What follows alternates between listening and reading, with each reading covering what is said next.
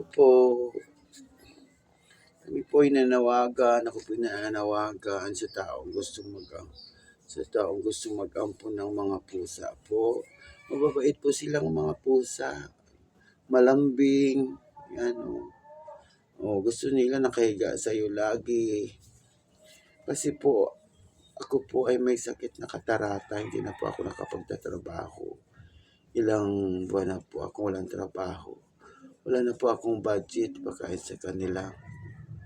At saka po ako ialis na sa bahay na ito, inuupahan ko.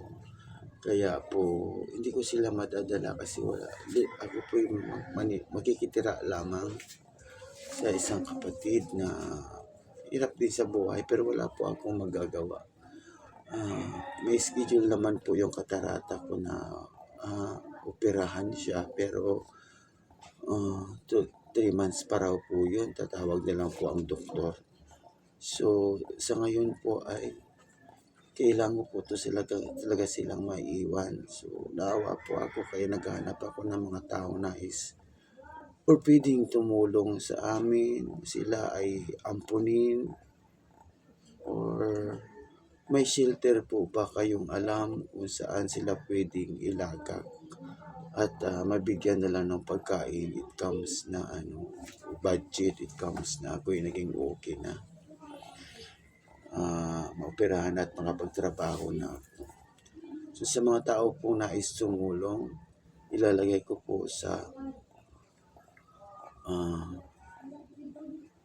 video or sa title yung number para po doon ay pwede po kayong tumawag or mag-message or dito po sa YouTube, sa aking account, sa YouTube account ko. Maraming salamat po sa inyo. Maaari maging tulong sa amin. Ito pong pusan to napakalambing po. Tuwing umaga, matulog, nakadikit sa akin. Nagpapakarga. At po sila na mababait po. Hindi po sila gala na mga pusa na yun po silang pagkakataon or paraan na pwedeng lumayas o gumala pero hindi po sila umalis ng bahay, dito lang po talaga sila. Pwede po sila sumilip pag nasa labas po ako, sisilip sila doon sa gate pero balik po sila agad, hindi po sila nagtatagal sa labas nagagala.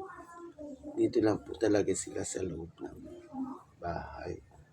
Sila po ang dinadayo ng ibang pusa dito sa loob ng bahay kasi yung mga bubong po namin ay may mga awang na pwedeng pasukan ng mga pusa ding iba.